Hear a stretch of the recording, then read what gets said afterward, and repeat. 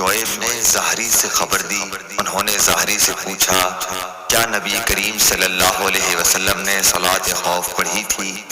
اس پر انہوں نے فرمایا کہ ہمیں سالم نے خبر دی کہ عبداللہ بن عمر رضی اللہ عنہ نے بتایا کہ میں نجد کی طرف نبی کریم صلی اللہ علیہ وسلم کے ساتھ غزوہ ذات الرقاع میں شریک تھا۔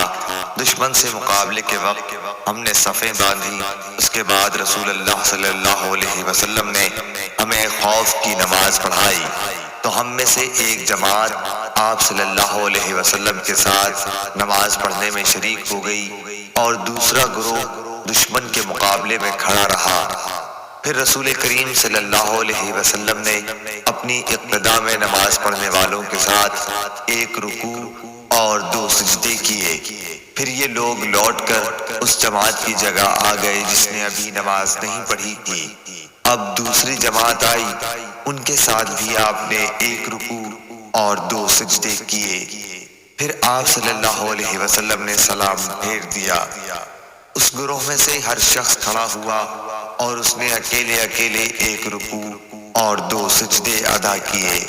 صحیح بخاری حدیث نمبر 942۔